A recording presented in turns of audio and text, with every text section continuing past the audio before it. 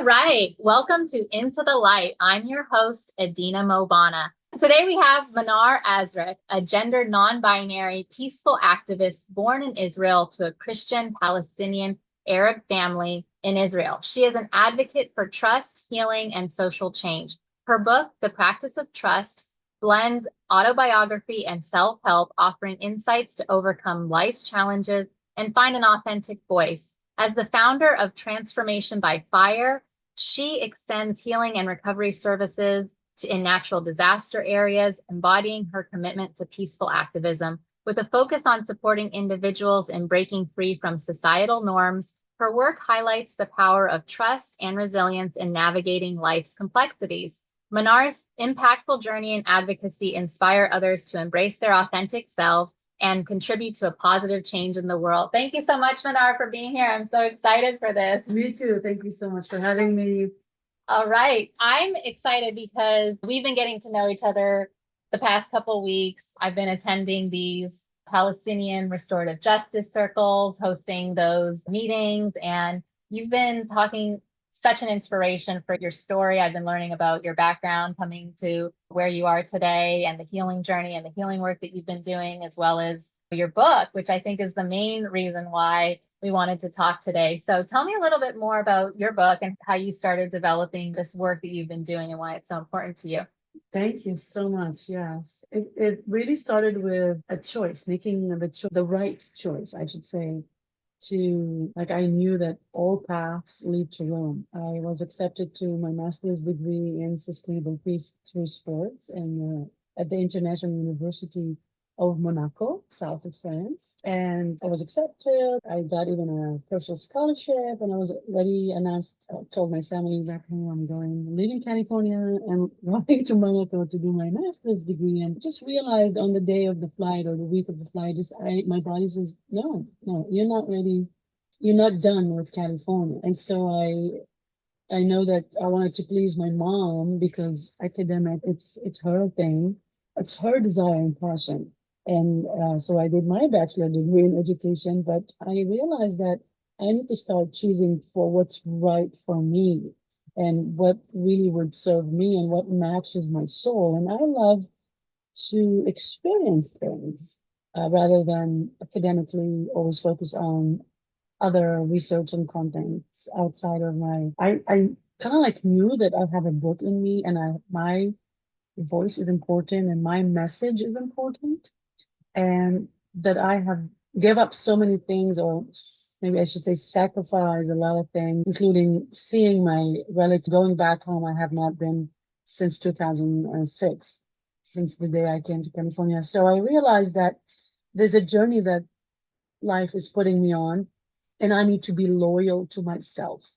And that made me realize that, okay, I say to the International University of Monaco, thank you. I bowed out from the master's degree, and immediately I searched for a coach who trains authors to birth their book. And the coach here in Silicon Valley, I found him and he wrote a book about how to write a book. And he said, everyone has a story. So everyone has at least one book to share. And I kind of like believed prior to me meeting him, he was just resonating with what I felt inside. So it's a choice. It's really about choosing your path and what works for you, not to make anyone else wrong for that, but it's just be loyal to your truth and your path. Yeah, amazing. Well, what I liked about your book is it's a combination of like self-help and surrendering in overcoming codependencies and the other issues. And it's also in combination with your personal story and brings in things about your family lineage and the whole, even the socio-political environment in Israel, Palestine, and what's happening in Gaza right now. So it's really timely for people to read this particular book and learn about how, from what I understand, it's like we're all dealing with certain internal battles and healing work in our own self, and we want to bring that work to what's happening on our planet today, right? And heal those problems and heal things, even bigger problems like war and that kind of thing. So how does your book really dive into how we can resolve some of these issues that we're seeing, even with the conflict that's emerging in the world today? Right, right. So you're right. The book is actually it's a woven. Three elements is woven in the book. Is my story and my journey of how I became a healer and how you can find the healer within you. It's really about the path to move away from codependent relationship into interdependent relationship, where you have the power to dive deep into the divine aspect, the spiritual realm, to manifest whatever connection to that realm, whatever you find yourself in touch with, and choose that path rather than being always depending on other people. You can have that authentic voice to get you elevate your consciousness and get you higher and higher. And another aspect in the book, which is the third aspect, is that I read a lot of practices from breath work and conscious awareness of the body, and how the inner you can change the inner dialogue from a conflicted one or paradoxal one into more harmonious and peaceful. To to achieve that, it's a lot of. So I give my example of how I, as a wounded healer, what I had to go face, and what life journey took me from a very early age. And like a person like me, I fall under three categories of violence. I experienced three different violations in my life just by being born in that region, the Israel-Palestinian conflict, and being a non-binary. Nobody really understood my gender. Of course, that makes the child confused. So as a child, I used to kind of like wonder, where do I belong, gender, and also national, like where do I belong, and also based, also religions. Am I really, I feel Jesus in my heart? Do I really feel like I'm Christian? So all these questions, and being in the middle, I lived in the space in between, and I still do, because I feel like I mastered that field, and it has a lot to teach us. The space in between. And I think that's why a lot of the kids from this generations are coming with these two-spirit, non-binary, fluid. They're like they live in that space in between. They're not defined as male or female, but that goes almost in any field, even when you use words. So I do sound for healing. We do sound medicine, right? So when you stop using words and you go into that realm of sound and vibration, and start weaving internally with humming and vibration and sound, the space in between thoughts and between feelings. So something else reveals itself. And that's another, like what really lies beneath our thoughts, or what's beneath. Have you ever asked what is beneath your emotions? What's really the underline of all that we think and feel? What's hidden there, and how can we tap into that medicine, or tap into that field and find the medicine? So it's just it's an exploration. Right, right. Yeah, well, it's like, I mean, the way I understand the healing work, when we start talking about like the frequencies of sound and why that works, and bringing us into those higher vibrational energy states, it's so important for healing over trauma or becoming more balanced. So yeah, and I feel like your story is really powerful because it's really about breaking out of so many of these societal norms and kind of like the constructs that we've created. And you've been in this situation where you're born into like a society that's, and like you said, you don't know, like you have to combine being Israeli with Palestinian, being Arab, being male and female. So it's like those create the most powerful stories for us to learn from, and really help us break out of those constructs that we've created as humanity, right? For this whole healing journey to begin with. So Yeah, so tell me a little bit more about the healing work that you do or that you came to, because I know you mentioned sound healing and you were Yeah. also physically, you're an athlete and everything, right, when you were growing up. So how did you come to the healing work, and what kind of modalities do you focus on when we're talking about like even healing physical or mental issues with your clients? Yes, absolutely. Yes, I used to be the judo champion of my old country, Israel. So for 7 consecutive years, I was holding that title. I worked very hard on the judo mat, practicing, and I became very good at it. And I feel like I mastered this field on the judo mat, but as soon as I left the mat, I became more like I took the principles of the judo and the principles of Dr. Steiner, Rudolf Steiner as a Waldorf teacher. And the two of them combined really helped me access the inner landscape, my inner emotional body, so I can really assist all these thoughts and mental stuff, like all the stuff that I have questions about and I'm seeking and I'm trying to, because you gotta push through something. Through, I like to call it through limitations. We push through limitations within ourselves first, and you push through the inner prisoner, or you welcome the voice, the whisper voice inside of you, or the voice that got locked in. You are silenced about that voice. And so when you start opening and give more love instead of fear or voicing, like I remember being afraid to say to the Israelis that I'm Palestinian, or to say to the Palestinians that I'm Israeli. They just come at me like as if I am, how dare I, I triggered a lot of people just by the way I was, where I was born, and the way my natural, I was born into this conflict. And but this is not just around that conflict. This is true about gender. If I were to say I have a young male energy inside of me, a lot of men, it will be triggering for them and very intimidating for them, right? And vice versa. Even though I have this beautiful female body, I am inside of me, yes, a non-binary. I move in and out of that. I don't define as one thing. And that's what is very hard for people, because people are so holding on to the how they define themselves. So I like to say I am a child of this world.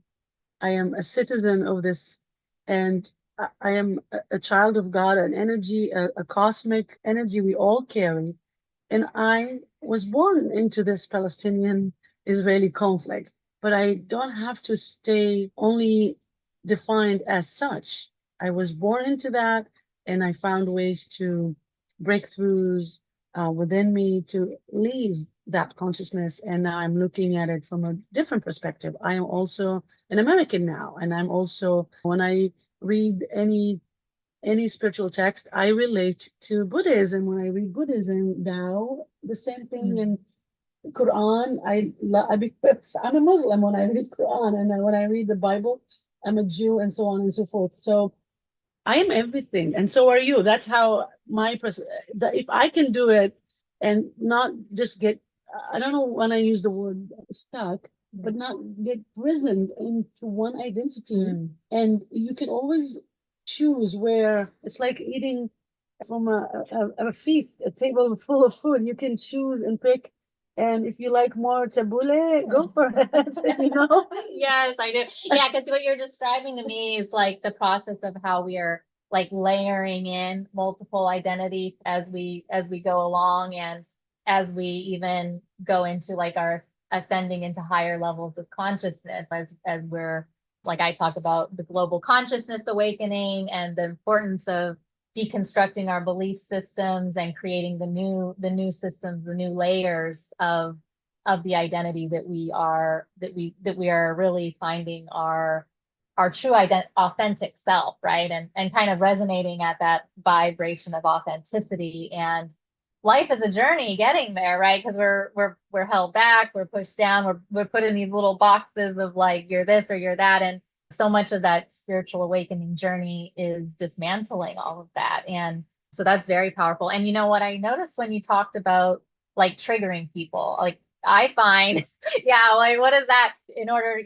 Some people will say it has to be, you have to reveal it in order to heal it, right? So tell me, and I think your program is called, what is it? The transformation by fire, right? Yes. So tell me a little bit about that, because triggering, people are like, don't trigger me. But then in reality, Yes. we have to surface this stuff, Right, right? exactly. So yes, I am the founder of Transformation by Fire, and it's about offering a platform for collective healing and recovering from natural disasters. And doing so with so many practitioners in Northern California that became a very successful day of healing in 4 different counties.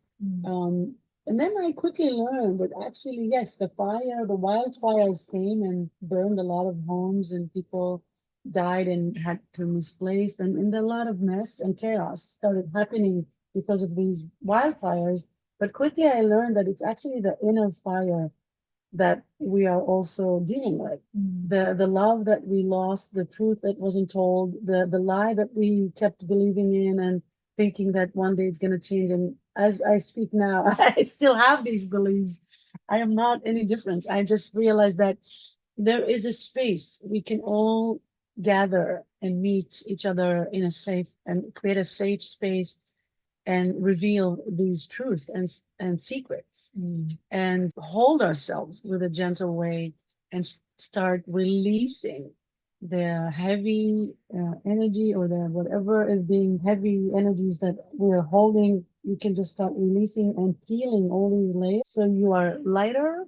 And when you are lighter, I mean, literally, you're connected to the light, but you're lighter like a feather, so to speak. And then you have much more receptivity. You're more open to move more freely and open, and then you can welcome a new energy, a new calling, invoke something different.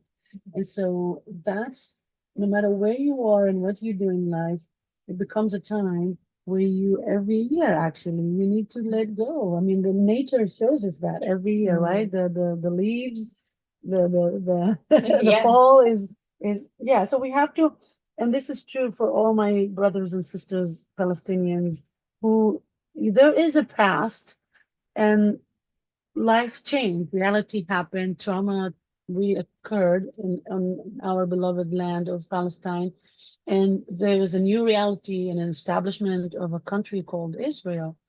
And not every Palestinian like to hear that because it's really you can label it occupation and what are the apartheid and whatever the state of Israel resonates or say to you or tells you about the story in your head. But ultimately, it's our story in our head. But the reality is that there is a state and it's called Israel, and it's on the land of what used to be Palestine. And so if we're gonna deny that, we're not going anywhere with this. We can't deny that this took place, right? The trauma took place. The state is created. But this is true for anything. You cannot deny your own inner child wounds either. You can't bypass the alcoholic father or whatever dynamic you live. You cannot bypass these conjunctions and of time and space that something wrong happened, something took place that it was overwhelming, and that's what really caused you to shut down or be hold this anger or whatnot. The trauma, everyone is different, and so these triggers. When I say yes, I trigger just my design. I trigger a lot of people. These triggers are, in my opinion, my humble opinion, these triggers are gifts, and you can always welcome because you have no idea when the next trigger is going to happen, how you're going to be overwhelmed. Someone is going to poke you and wake up what was asleep. And then you're going to feel overwhelmed by these feelings and you're going to blame the other person for triggering that. But the other person gifted you an amazing opportunity, in my humble opinion, to release or address or give love to what you have been surviving, putting these emotions to sleep. And instead of blaming anybody outside of you, my advice will be always I thank you for the trigger and I apologize for my behavior because the trigger takes over our body. really you have no control. It's like when you talk to and someone under the influence of drugs and alcohol, you have no idea who you're talking to. I mean, yes, you're talking to the person, but there's something when they are under the influence, something bigger spirit of the alcohol, or when they overtake it, of course, they overdo it. They are not in control of their behaviors. I say that also in my book. I write a lot about that, how we are all wounded and we carry the good, the bad, and the unique from our what we inherited from our families, and it's in our DNA. And so the journey is to really love yourself and connect the dots in your life so you can find healing and not ever blame somebody else for how you feel, because your feelings belongs to you. And if you can get to a point in life that you can say, thank you for the trigger, and I apologize for my behavior, meaning taking full responsibility for how you behaved, because that thing that triggered you really took you off balance, took you off guard. You were not prepared. We're all guilty. I mean, we're all human. This is just a part of being human. And whether you screen it or whatever that trigger might affect, however that might affect you when these moments, know that it's a gift, nothing but a gift for you. And in the moment, you don't see it and you just upset and angry because you didn't expect that. But after a while, you want to actually look at it as a gift. Amazing. Yeah. The trigger as a gift, right?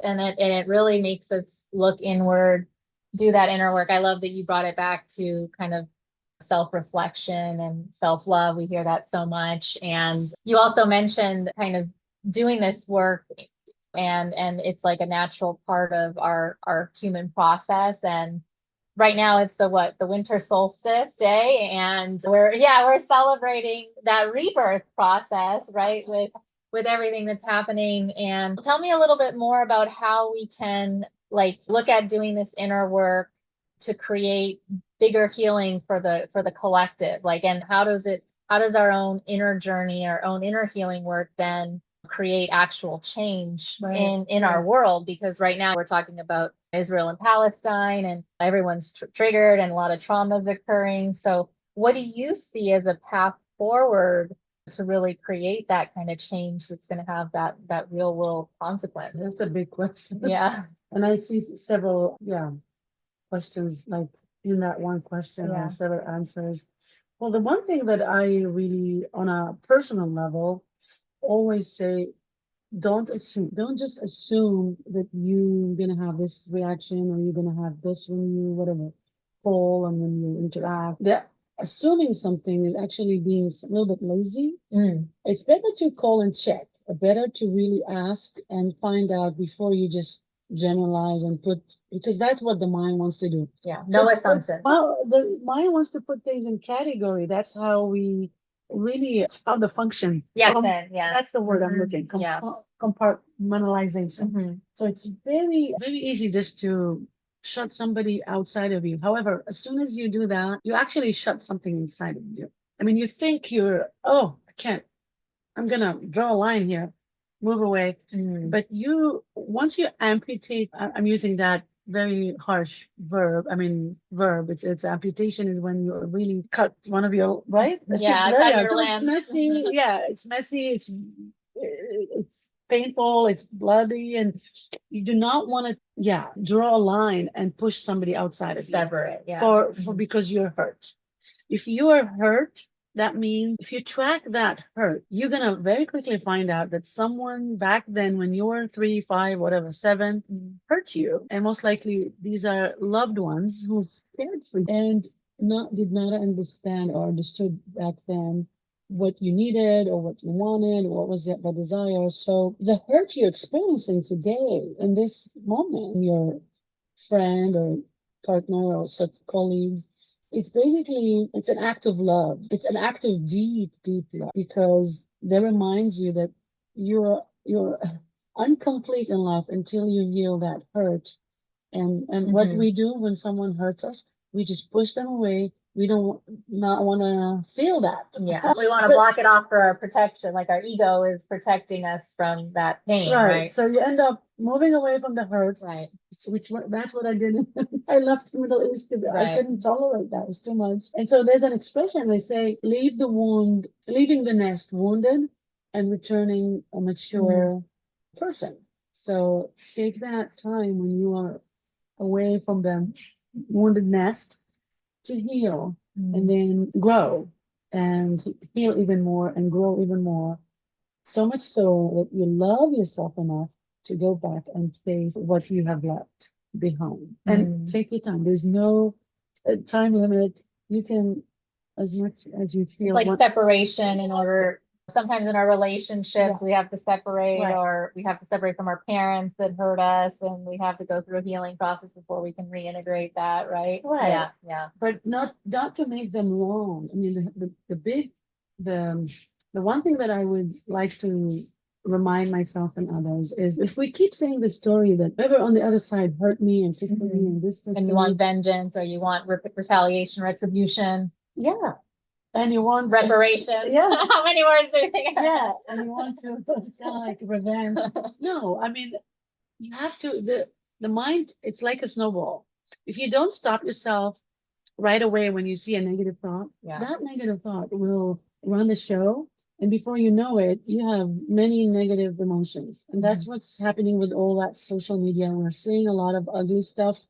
And the mind start, there's no way for us to comprehend what's happening on the other side. These are images that are brutal and really very heavy to watch the news. That's why I moved away 22 years ago. Yeah. Because I realized it's like poison. Yeah. It's like, imagine, like sugar. You eat sugar, sugar is poison too, right? I mean, you have brown sugar and other stuff to ease the way, but white sugar is poison. So are you going to eat another cake after you ate two, or are you going to say, oh, that's the snowball I'm talking about? You can't just keep eating or feeding yourself on the mental level the ugly stuff. You have to be conscious of saying, you know what? I need to stop the way I think for a minute, take a deep breath, and really re-examine my heart, because the biggest or the longest distance ever existed is between the mind and the heart. So if you let the mind take you on a story or conversation that would not bring you into wholeness, you're gonna keep amputating this person and amputating that person, and then now it's Israel and then this and that, and they're doing the same thing about the Palestinians. I mean, it's never gonna end. We are brothers and sisters, and we meant to be together, but we meant to really now more than ever. 23, we're realizing that we need help from the world. And we need to really wake up to what is possible and not destroy each other. And this is true on a interpersonal level and a community level, family constellation, and collective country, and even the world. So everything starts from that breath. You are breathing the good vibration. You are taking care of yourself, and you're breathing positivity and try to bring yourself and see the whole picture. I know it's harder than saying it or hearing it than doing it for me too, but it's absolutely worth expanding instead of holding grudge over something that you have no control over.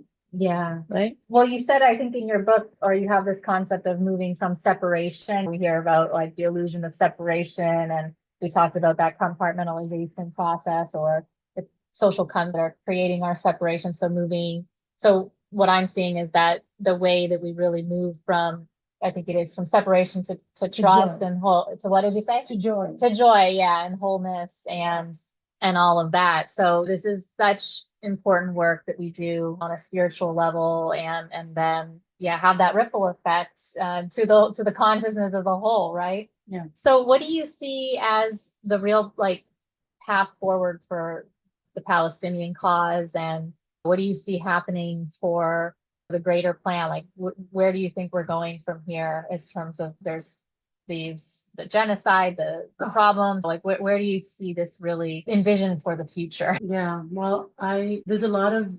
forgiveness work that needs to take place. A lot of coming together and crying together and asking asking forgiveness and both sides. I'm not gonna. I mean, there's no comparison what Israel is doing. No, so ever, not so ever comparison what Hamas did. It's not about that. It's about it's. Gosh, it's so hard to move from this place because we're still under that not just occupation, but under the bombs. Are, the ceasefire is not here. So first, to you guys, we have to stop this from happening again. And then take a breath. We cannot just be under. This is not even survival. It's we are in a massacre mode. It's not survival mode. It's worse, the worst that humanity can ever experience any on any level.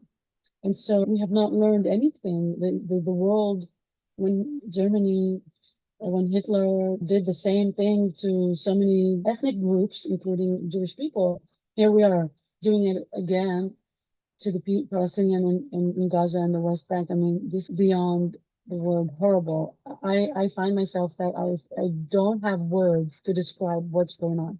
My mind is not operating on a level to understand the brutality and the violence and the level of that is. So I don't have the words. I'm so sorry. I really, I can't. I can't even watch what's going on. And so, can you imagine people who are living through this nightmare? It's just, and every word I say, it would not. It's not will not make it. As I said, I don't have the language to describe something because this is not humane. We usually have words to describe something that it's natural and human, but this is beyond the beyond. We have no words.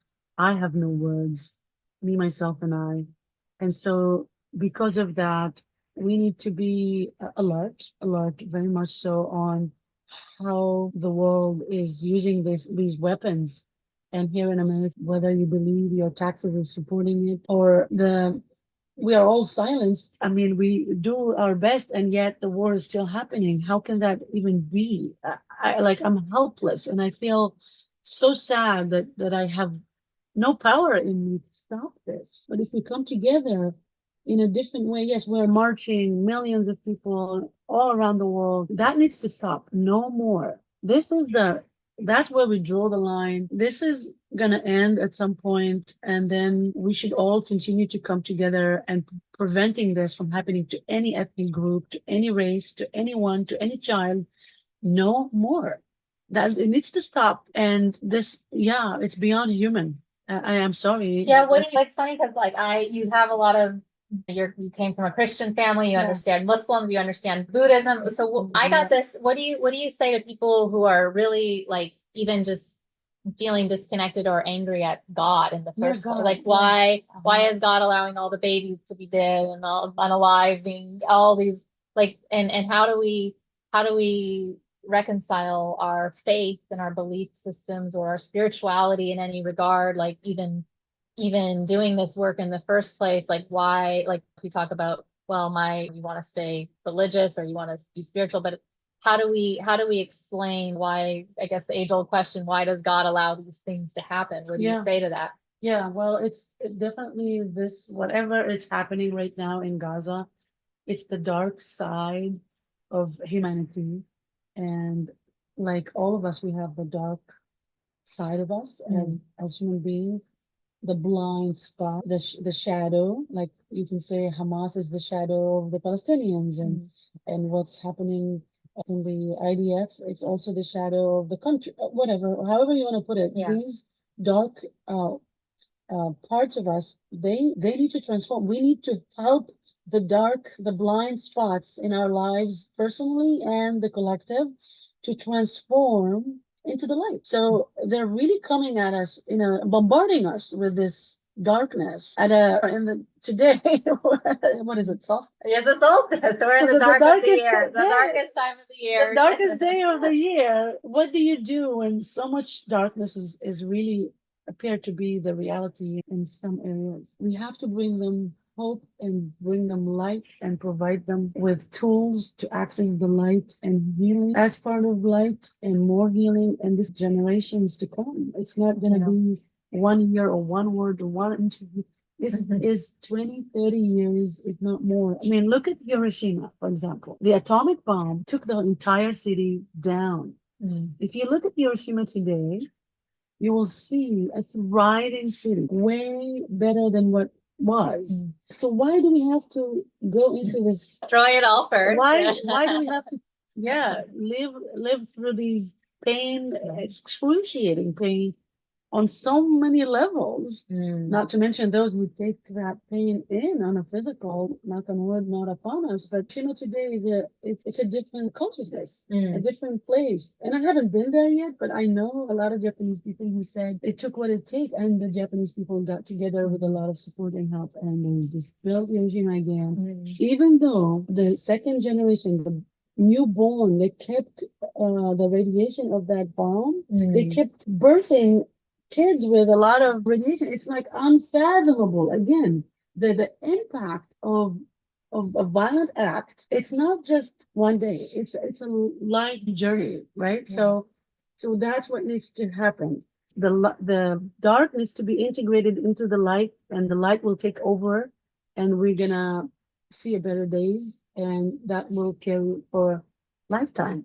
Amazing. Into the light, right? Thank you. Yeah, well, that's amazing, Manar. And so I know we got to wrap up soon because this has been an amazing conversation, but where do people go? Because I know you have your book, it's on Amazon, right? Give us a little bit more information where people can go if they want to work with you. And I know you do your healing work and a lot of services that you're building up for the communities.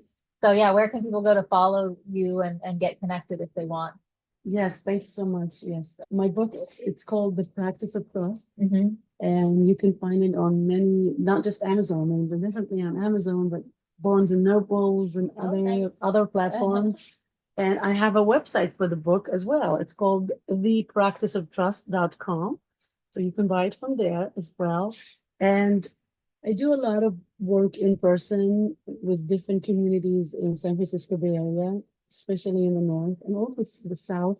And my circle is about empowerment through the voice. And I have a process that I lead. It's called Voice Your Spirit. And I do them intimate settings, very safe settings, and very a group process. It's a calm, safe, and a gradual way to really allow, even when people come to me, they say, "Oh, I don't know how to sing, and I don't know how my voice," and trust me, when you take that experience with me, you will find yourself opening your voice very, very with ease, and the sound of your voice just show up, and you'll blossom with that. And so I do Sufi medicine prayers, concerts, and I do sound bath, and a lot of good work that I help people access their voice in relationship to the breath cycle and body connection, correlating the cycle of breath and the body motions to find that ease and access the voice. And with that, we will sing with the medicine. I sing in 5 languages, and you will be experiencing. 2 of them are very, very ancient, not even spoken anymore, Sanskrit and Aramaic. And it's a very powerful word. So if you want to speak the truth, if you have things that you're still hiding, or you want to integrate your shadow or grief, anything that will bring you into wholeness, this whole process, Voice Your Spirit, will bring you into wholeness. And yes, the sound is the medicine of the future. So I welcome you into my circles to open your voice and sound with ease. Amazing. I love that. Yes, we'll have, I do have a website called Holistic Solutions with a W, like Holistic Solutions.org. And that's where you can have a lot of information about where I facilitate these circles and offer different events. I also have to the Middle East lover. I have every Friday Pacific time at 11 a.m. Pacific time. I stream live to the Middle East. It's 9 p.m. there. One of my sessions, and it is a gift from my heart to the world. So tune in and join me.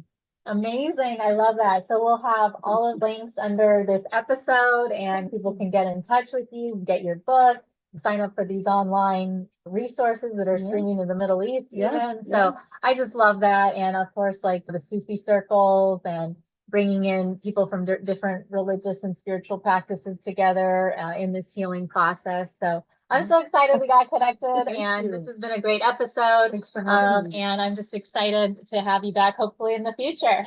We'll be happy to. Thank you so much. All right. Thank you so much. Bye-bye, guys. Bye. Bye.